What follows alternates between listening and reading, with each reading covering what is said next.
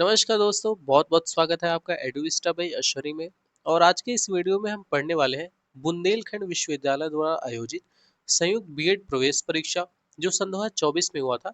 इसका जो विज्ञान वर्ग वाला 50 क्वेश्चन है ना, पेपर 2 में जो 50 क्वेश्चन का विज्ञान वर्ग और 50 क्वेश्चन का आपका मैथ और रीजनिंग पूछा जाता है, तो उसी में हम विज्ञान वर्ग का 50 क्वेश्चन इस वीडियो में करने वाले हैं। मैं इस साल सिर्फ सन 2025 का वीडियो अपलोड कर चुका हूँ और सन 2024 तक के विज्ञान वर्ग का ये पीवाईक्यू कवर करा पाऊंगा। समय की बहुत अनुपलब्धता है, इसीलिए मैं सारे पीवाईक्यूज कवर नहीं करा पाऊंगा। अगर आपको ये सारे पीवाईक्यूज चाहिए तो इसके लिए आप मेरे इस अ, यहाँ पे जो नंबर शो हो रहा है इस पे आप मैसेज कर सकते हैं, जिस पे मैं सारे पीवाईक्यूज आपको 2016 से लेके 2025 तक के सारे पीवाईक्यूज उनकी व्याख्या सहित आपको, चाहे वो आर्ट साइड हो या फिर साइंस साइड हो, इन सभी को मैं आपको तुरंत भेज दूंगा पीडीएफ, जिससे आप लोग पढ़ सकते हैं। ठीक है, सिर्फ 199 रुपये इसका चार्ज है। एक रिचार्ज से भी सस्ता इसका चार्ज है। तो अगर आपको इम्पोर्टेंट लगे, आपको पीडीएफ पढ़ना हो, तो आप मुझे मैसेज कर सकते हैं, जिससे मैं इस चीज़ को आपको भेज दूंगा, तो आप पढ़ सकते हैं। तो चलिए बिना कोई टाइम वेस्ट किए जल्दी से अपने वीडियो को शुरू करते हैं।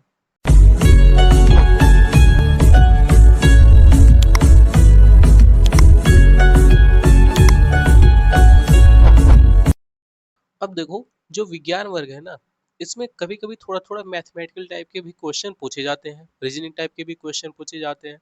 तो इसीलिए जो मैथमेटिकल और रीजनिंग वाले क्वेश्चन होंगे, इनको सॉल्व करने की जरूरत पड़ेगी, तो वो आप लोग खुद से सॉल्व कर सकते हैं। इसमें जो व्याख्या वाले क्वेश्चन है मैं उनको कवर करता हुआ चलूंगा। अब देखो, सबसे पहला क्वेश्चन इसमें यही पूछा गया था कि निम्न में से कौन सी संख्या 9 से विभाज्य नहीं है। तो जो 9 से विभाज्य नहीं है वो है आपका ऑप्शन नंबर डी, जो 45,390 है, ये नहीं होगी डिवाइज। ठीक है, बाकी 9 की डिविजिबिलिटी क्या होती है ये आप लोग बहुत बचपन में ही पढ़े होंगे। ठीक है, तो उससे आप लोग देख सकते हैं। अब इसको पता करने का सबसे इजी तरीका यही है कि 4+5+3+9 और 0, जितने भी नंबर दिए सबको आपस में ऐड करो। जो भी नंबर आए उसको 9 से डिवाइड करो। अगर 9 से डिवाइड करने पे डिविजिबिलिटी 0 आ गई, रिमाइंडर 0 बचा, तो वो 9 से भी डिविजिबल हो जाएगा। और नहीं, अगर रिमाइंडर 0 बच रहा है तो वो विभाज्य नहीं हो पाएगी। फिर नेक्स्ट है अनुपात 5:3, फिर 7:5 और 6:4 को और वही क्रम में लिखना है। तो इसको आप लोग सबसे अच्छा है कि डेसिमल में चेंज करो या फिर फ्रैक्शन में चेंज करो और उसके बाद लिख लो। फिर नेक्स्ट क्वेश्चन है, यहाँ भी वही मैथमेटिकल क्वेश्चन है, तो आप लोग इसको कोशिश करिएगा सॉल्व करने के लिए, क्योंकि मैं इस वीडियो में सॉल्व तो नहीं करा पाऊंगा। फिर 36, 54, 72 और 96, इसका एलसीएम निकालना है। बहुत इजी क्वेश्चन है। यहाँ पे भी मैथमेटिकल क्वेश्चन है, यहाँ पे भी वही है। तो इसमें जो जो मैथमेटिकल क्वेश्चन है इनको हम स्किप करके थोड़ा आगे बढ़ते हैं। जो साइंस की व्याख्या वाले क्वेश्चन है, सबसे पहले हम उनको देखते हैं। ठीक है, देखो ये सारे मैथमेटिकल क्वेश्चन है।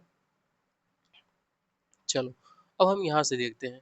कह रहा है कि प्रतिरोधक की एसआई यूनिट क्या होती है, तो वो होती है आपकी ओम। ठीक है, कह रहा है कि जो प्रतिरोधकता की एसआई यानी कि इकाई ओम मीटर है। इस किसी भी पदार्थ द्वारा उसमें से प्रवाहित की जाने वाली विद्युत जो धारा होती है ना, इसको अवरुद्ध करने की क्षमता को उस पदार्थ की प्रतिरोधक क्षमता कहते हैं। अब सुचालक पदार्थों की प्रतिरोधकता कम तथा कुचालक पदार्थों की प्रतिरोधकता जो होती है वो अधिक होती है। तो यहाँ थोड़ा सा ध्यान दोगे, जो कुचालक पदार्थ है इनकी अधिक होगी प्रतिरोधकता, और जो सुचालक पदार्थ है इनकी प्रतिरोधकता जो होगी वो कम होगी। फिर नेक्स्ट क्वेश्चन है, कह रहे कि आवर्धन की इकाई क्या होती है। तो जो आवर्धन की इकाई है, कह रहा है कि इसकी कोई इकाई नहीं है। तो अगर ये पूछा जाए कि आवर्धन की क्या इकाई होगी, तो इसकी कोई भी इकाई नहीं होती है। आवर्धन को हम मैग्निफिकेशन भी बोलते हैं। अच्छा, क्यों नहीं होती है? कह रहा है कि क्योंकि आवर्धक दो समान मात्राओं का अनुपात होता है। तो जब भी दो समान मात्राओं का अनुपात हम निकालेंगे तो उसकी कोई ऐसा यूनिट होगी ही नहीं। फिर नेक्स्ट क्वेश्चन है, किसी भी पदार्थ की मात्रा को मापने के लिए निम्नलिखित में से किस इकाई का उपयोग किया जाता है। तो हम जो मोल होता है ना उसका यूज करते हैं। अब देखो, कह रहा है कि किसी निकाय के पदार्थ की मात्रा विशिष्ट मूल कणों की संख्या का अमाप होती है। ये मूल कण एक परमाणु, अणु, आयन और इलेक्ट्रॉन या कणों का विशिष्ट समूह हो सकता है। और पदार्थ की जो मात्रा होती है ना, इसका एसआई यूनिट आपका मोल होता है। एक मोल में 6.023 दस गुणे 10 पे 23 मूलभूत कण होते हैं तथा टेस्ला यानी कि टी चुंबकीय फ्लक्स घनत्व का मात्रक होता है। अब वहीं जूल कार्य या फिर ऊर्जा का एसआई मात्रक होता है तथा लक्स जो एलेक्स होता है ये प्रदीप्ति का मात्रक होता है। तो इसको आप लोग याद रखोगे कौन किसका एसआई यूनिट है कौन किसका एसआई यूनिट नहीं है। और फिर ये वही मैथ वाले क्वेश्चन स्किप करते हैं आगे चलते हैं। कह रहा है कि रेडियम किस खनिज से प्राप्त किया जाता है। तो जो रेडियम है ना ये पिच ब्लेड खनिज से पदार्थ जो है ये इससे प्राप्त होता है। देखो कह रहा है कि जो रेडियम एवं रेडियो एक्टिव तत्व होते हैं ये प्रमुख रूप से दो अयस्कों जिसमें हम पिच ब्लेड और कर्नोटाइट के रूप में पाया जाता है। जो पिच ब्लेड होते हैं ये गहरे और नीले रंग का अयस्क होता है जिसमें आप देखोगे कि यूरेनियम ऑक्साइड उपस्थित होता है। वहीं पिच ब्लेड के जो मुख्य निक्षेप है इनमें आप कांगो अफ्रीका कनाडा इन जगहों पे ये स्थित ज्यादा मात्रा में पाए जाते हैं। सबसे ज्यादा कनाडा में मिलता है फिर ऑस्ट्रेलिया में भी भंडार पाया गया है। फिर नेक्स्ट क्वेश्चन है निम्न में से कौन सा आयनिक यौगिक नहीं है। तो जो कार्बन डाइऑक्साइड है ना ये आयनिक यौगिक नहीं है। अब देखो इसके बारे में जरा देखते हैं। क्या है कि वे रासायनिक यौगिक जिनमें आयनिक अबंधों के द्वारा जुड़कर एक जालक संरचना का निर्माण करते हैं उन्हें आयनिक यौगिक यानी कि आयनिक कंपाउंड कहा जाता है। जिसमें आप देखोगे कि सोडियम क्लोराइड एवं मैग्नीशियम क्लोराइड आयनिक यौगिक हैं जबकि वहीं कैल्शियम क्लोराइड एक आयनिक यौगिक है। और उसके बाद अगर हम बात करें कि कार्बन डाइऑक्साइड का तो ये आयनिक यौगिक नहीं है। ठीक है। फिर नेक्स्ट क्वेश्चन है कह रहा है कि निम्नलिखित में से कौन त्वरण के मान को गुरुत्व के कारण प्रभावित नहीं करता है। तो जो द्रव्यमान होता है ना ये गुरुत्व के कारण इससे कोई प्रभाव इस पे नहीं पड़ता है। फिर नेक्स्ट क्वेश्चन है कौन सा बल हमारे सौरमंडल की संरचना को बनाए रखता है। तो जो सौरमंडल की जो भी संरचना है इसको गुरुत्वाकर्षण बल जो है जिसको हम ग्रेविटेशनल फोर्स भी बोलते हैं इसी की वजह से ही जो भी सौरमंडल की संरचनाएं हैं वो आपस में अत्यधिक अच्छे तरीके से काम कर रही हैं। जिसमें आप देखोगे सौरमंडल में टोटल 8 ग्रह हो गए जिसमें बृहस्पति सबसे बड़ा है और बुध सबसे छोटा है। वहीं बात किया जाए कि सबसे गर्म ग्रह कौन है तो वो शुक्र हो जाएगा। किस पे लाइफ संभव है तो वो अर्थ है। ठीक है। तो इस तरह की अब देखो जो दो ग्रह होते हैं ना जिसमें आपका वीनस और यूरेनस ये जो दो होते हैं ना ये एंटी क्लॉकवाइज डायरेक्शन में चलते हैं और बाकी के क्लॉकवाइज डायरेक्शन में चलते हैं। तो ये भी कभी कभार पूछा जा सकता है तो आप लोग याद रखोगे।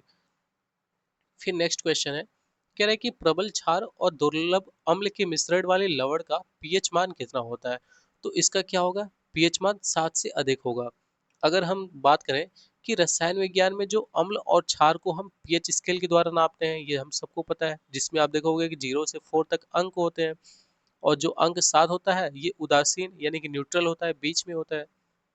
अगर पैमाने पर 7 से ऊपर जाने वाली क्षारीय बढ़ती है और 7 से नीचे आने पर अम्लीय बढ़ती है। यहाँ पे 0 हो गया। ठीक है ये 0 हो गया और यहाँ सपोज करो कि 14 हो गया। बीच में 7 है। अगर हम 7 से 14 की तरफ जाएंगे तो बेसिक नेचर का होता जाएगा और 7 से 0 की तरफ पे आएंगे तो एसिडिक। अगर 7 है तो कम एसिडिक। अगर 1 2 3 है तो ज़्यादा एसिडिक। वहीं अगर 7 से 7 8 9 है तो ये कम बेसिक। वहीं अगर 13 14 है तो ये हाईली बेसिड माने जाते हैं। फिर नेक्स्ट क्वेश्चन है कह रहा है धातुओं के पतली तार के रूप में ढलने की विशेषता क्या कहलाती है। तो इसको हम बोलते हैं तन्यता जिसको हम डक्टिलिटी भी बोलते हैं। अब देखो इसमें क्या होता है कि कोई भी आपका मेटल होता है ना उसको पेट पेट के एकदम उसको फैलाया जाता है। ठीक है तार के रूप में खींचा जाता है तो उसी को कह रहा है कि हम उसको क्या बोलते हैं तो उसको बोलते हैं तन्यता। फिर नेक्स्ट क्वेश्चन देखो कह रहा है निम्नलिखित में से कौन सा अम्ल क्षारक सूचक नहीं है। तो वो कौन सा है स्टार्च पेपर। ये जो स्टार्च पेपर है ना ये क्षारक सूचक नहीं है बल्कि ये क्या है कह रहा है कि स्टार्च पेपर अम्ल क्षारक सूचक नहीं है। जबकि फिनोल्फथेलिन और मेथिल ऑरेंज या लिटमस पेपर हम देखें तो ये अम्ल क्षारक के सूचक होते हैं। ठीक है। ये बताते हैं कि एसिडिक नेचर का है या फिर नहीं है। फिर नेक्स्ट क्वेश्चन में देखते हैं इसको कह रहा है कि किस ब्रिटिश भौतिक विज्ञानी को इलेक्ट्रॉनों की खोज से संबंधित उनके कार्य के लिए 1906 में भौतिकी की नोबेल शांति पुरस्कार से सम्मानित किया गया था। तो वो किसको किया गया था जे जे थॉमसन को। अब देखो, कह रहा है कि जे जे थॉमसन को नोबेल पुरस्कार दिया गया था 1906 में, किसकी खोज के लिए? इलेक्ट्रॉन की खोज के लिए। फिर वहीं अर्नेस्ट रदरफोर्ड जो थे, इनको नाभिकीय भौतिक का जनक माना जाता है, और इन्हें कह रहा है सोने की, अब देखो यहाँ पे, पत्नी की पत्नी के द्वारा परमाणु के नाभिकी की खोज किए थे इन्होंने, और इसीलिए इनको 1908 में नोबेल पुरस्कार दिया जाता है। किसको? रदरफोर्ड को। फिर इसके बाद आते हैं नील्स बोर, इनको परमाणु संरचना पर विशेष योगदान है, ठीक है इनका, तो इसीलिए इनको 1922 में नोबेल पुरस्कार से नवाजा गया था। फिर नेक्स्ट क्वेश्चन देखते हैं। कह रहा है कि निम्नलिखित में से कौन सा मकड़ियों का अध्ययन है? तो जो मकड़ियों का अध्ययन है ना, उसको हम अर्कनोलॉजी कहते हैं। अब देखो, यहाँ पे एरेक्नोलॉजी, जिसमें हम मकड़ियों का अध्ययन करते हैं। फिर एंथ्रोपोलॉजी, जिसमें हम मानव की संस्कृति या फिर सभ्यता का अध्ययन करते हैं। फिर इसके बाद आता है एपिकोलॉजी, जिसमें मधुमक्खियों का अध्ययन किया जाता है। और फिर लास्ट में आता है साइनोलॉजी, जिसमें हम कुत्तों का अध्ययन करते हैं। फिर नेक्स्ट क्वेश्चन है, मानव शरीर की पीएच रेंज कितनी होती है? तो जो मानव शरीर की पीएच रेंज है, ये 7.35 से लेके 7.45, हल्का सा आपका बेसिक नेचर का होता है। क्यों होता है, इसको समझ लेते हैं। कह रहा है किसी विलयन में उपस्थित हाइड्रोजन आयन की सांद्रता ज्ञात करने के लिए एक स्केल विकसित किया गया था, जिसे हम पीएच स्केल के नाम से जानते हैं। और यही पीएच स्केल में किसी विलयन का मानक 7 से कम है तो विलयन अम्लीय, और अगर 7 से अधिक है तो वो क्षारीय होता है। फिर कह रहे हैं कि पीएच का मान 7 होने पर विलयन उदासीन होता है, जबकि वही मानव शरीर की जो पीएच रेंज है, ये 7.35 से लेके 7.45 के मध्य होती है। फिर कह रहे हैं कि कुछ समान पदार्थों का अगर पीएच मान देखें, जैसे समुद्री जल हो गया, तो उसका 8.4 यानी कि बेसिक नेचर का होता है, ओशन वाटर। फिर कह रहा है रक्त, जो ब्लड होता है, ये 7.4, ये भी बेसिक नेचर का। जो स्लाइवा होता है हमारा लार, ये 6.5, ये थोड़ा सा एसिडिक होता है। वहीं दूध 6.4, ये भी एसिडिक होता है। फिर सिरका, ये तो बहुत एसिडिक है, इसलिए 2.4 है। और साथ ही साथ नींबू जो कि 2.2, क्योंकि इन सबों में साइट्रिक एसिड पाया जाता है, ठीक है। तो इन्हीं सब चीज़ों की वजह से ये थोड़ा सा आपका एसिडिक नेचर के हैं, और बाकी के बेसिक नेचर के हैं। फिर नेक्स्ट क्वेश्चन है, कह रहा है पर्ण हरित क्लोरोफिल वर्धक कोशिका इनमें से किस घटक में बहुत मौजूद होता है? तो यह है आपका जो हरित लवक होता है, उसमें मौजूद होता है। कह रहा है कि जो हरित लवक पौधों के लिए अत्यंत महत्वपूर्ण कोशिका होती है, ठीक है, इसमें मौजूद पर्ण रहित, जिसको हम क्लोरोफिल बोलते हैं, वर्णकों की सहायता से प्रकाश संश्लेषण क्रिया संपन्न करती हैं। और इसमें क्लोरोफिल के अतिरिक्त आप देखोगे कि जैंथोफिल तथा कैरोटीन वर्णक भी पाए जाते हैं। फिर नेक्स्ट क्वेश्चन है, कह रहा है कि ईसीजी किसके द्वारा उत्पादित विद्युत बलों को महसूस करता है? तो ये आप देखोगे, जिसको हृदय रोग होता है, ठीक है, उनमें ये ईसीजी कराया जाता है, इको कराया जाता है, ठीक है। तो ये सब कह रहा है कि ईसीजी का जो फुल फॉर्म है, ये इलेक्ट्रोकार्डियोग्राम, जिसको हम हृदय द्वारा उत्पादित विद्युत बलों का को महसूस करता है। और ईसीजी का उपयोग हृदय की इलेक्ट्रिकल इम्पल्स की गति को चेक करने के लिए किया जाता है, जो कि एक ग्राफ के रूप में प्रदर्शित होता है। आप देखोगे ना, जब भी ये निकलेगा इसका रिपोर्ट, तो एक ग्राफ रहेगा, उस पे कुछ लाइंस ऊपर नीचे गई होती हैं, जिनको हम इलेक्ट्रिक इम्पल्स बोलते हैं। फिर नेक्स्ट क्वेश्चन है, कह रहा है किस प्रकार की कोशिका से त्वचा बनी है? अब देखो, जो अधिचर्म कोशिका है ना, इसी से हमारी त्वचा बनी हुई है। फिर नेक्स्ट क्वेश्चन है, निम्नलिखित में से कौन से गुणसूत्र लड़की के जन्म के कारक होते हैं? तो इसको थोड़ा सा पढ़ लो। कह रहा है कि इसमें अगर हम देखें कि जो एक्स एक्स गुणसूत्र होता है ना, इसकी वजह से लड़की बनती है, और जो एक्स वाई गुणसूत्र होता है, इसकी वजह से लड़के का लड़का बनता है, ठीक है। अब देखो कि मनुष्य में गुणसूत्रों की संख्या टोटल 46 होती है, जिसमें 23 के दो जोड़े होते हैं। कह रहा है कि जो मनुष्य जाति है ना, इसमें स्त्री और पुरुष का भेद आता है, अर्थात लैंगिक विरूपता।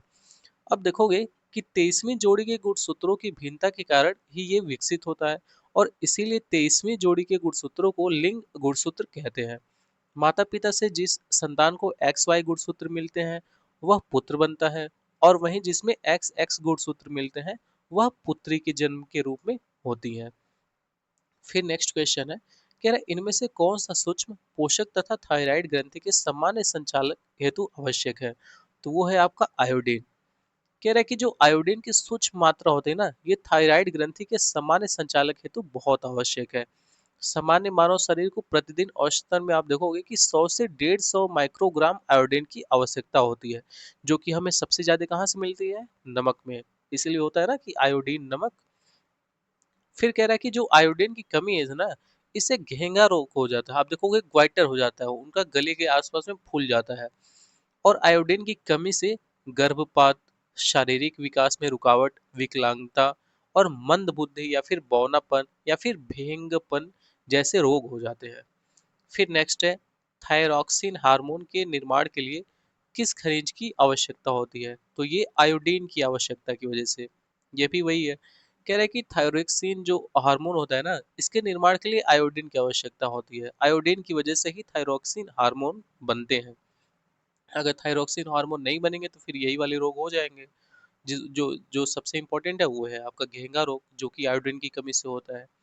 फिर नेक्स्ट क्वेश्चन है, मगरमच्छों के दिल में कितने प्रकोष्ठ होते हैं? तो जो मगरमच्छों का दिल होता है ना, उसमें याद रखना कि 4 होते हैं, जो कि ह्यूमन में भी है ना। अब ये बताओ कि ह्यूमन में कितने होते हैं, ठीक है? कमेंट बॉक्स में जरूर बताना, इसको मैं चेक करूंगा। कह रहा है कि मगरमच्छ के हृदय में 4 प्रकोष्ठ, 2 अलिंद और 2 निलय होते हैं, और श्वसन फेफड़ों द्वारा होता है। देखोगे कि जो मगरमच्छ होते हैं ना, ये फेफड़ों से सांस लेते हैं। मगरमच्छ रेप्टिलिया वर्ग का जंतु होता है, जबकि वहीं फिश किससे सांस लेती है? अपने गिल से। इसीलिए इसको बाहर नहीं आना पड़ता है सांस लेने के लिए। फिर नेक्स्ट क्वेश्चन है, मानो थाइपो है मानो हाइपोथैलेमस ग्रंथि किसके नीचे होती है या फिर कहाँ होती है? तो ये है कि मस्तिष्क में उपस्थित होती है। जो हमारा हाइपोथैलेमस ग्रंथि है ना, ये कहाँ पे होगा? मस्तिष्क में। कह रहा है कि हाइपोथैलेमस मस्तिष्क में उपस्थित एक ग्रंथि होती है, जो पीयूष ग्रंथि के माध्यम से तंत्रिका तंत्र को अंतःश्वासी तंत्र के साथ जोड़ता है। यह आंत्र गतिविधियों तथा अन्य शारीरिक गतिविधियों से जुड़े शरीर के तापमान, भोजन, पानी के संतुलन आदि को नियंत्रित करता है। तो मतलब जब भी हमें भोजन की आवश्यकता होती है, भूख लगती है, प्यास लगती है, हमारे बॉडी का टेम्परेचर कितना रहना चाहिए, हम कौन-कौन से गतिविधियाँ कर रहे हैं, कैसे कर रहे हैं, तो इन सारी चीज़ों को कौन कंट्रोल करता है? यही हाइपोथैलेमस ही कंट्रोल करता है, ठीक है? तो जिसका हाइपोथैलेमस सटका, वो समझ लो फिर उल्टी-सीधी हरकतें करता है। फिर नेक्स्ट है, निम्न में से किस जीव की छोटी आंत अपेक्षाकृत लंबी होती है? तो वो किसकी आंत अपेक्षाकृत लंबी होगी? गाय की, ठीक है? अब देखो, इस वीडियो में इतना ही है। बाकी आपको अगर वीडियो पसंद आती है तो लाइक करें, और हमारे चैनल को सब्सक्राइब करके बेल आइकन को ऑन जरूर कर लीजिए, क्योंकि इसी तरह से आप देखो, टाइम के शॉर्टेज होने की वजह से कल नहीं परसों आपका पेपर है, यानी कि 31 मई को। तो इसीलिए मैं साइंस का जो भी वीडियो है ये मैं पूरा नहीं बना पाऊंगा 2026 तक, 16 तक। तो अगर आप लोगों को और भी पढ़ना है तो इसके लिए आप टेलीग्राम चैनल पे वो पीडीएफ खरीद के पढ़ सकते हैं, नहीं तो फिर मैं अगले वाले सेशन के लिए सारी वीडियोस को बहुत अच्छे तरीके से बना दूंगा, जैसे मैंने आर्ट वाले बैकग्राउंड के लिए बनाया हुआ है। तो बस मिलते हैं बहुत जल्द एक और नए वीडियो में, तब तक के लिए जय हिंद।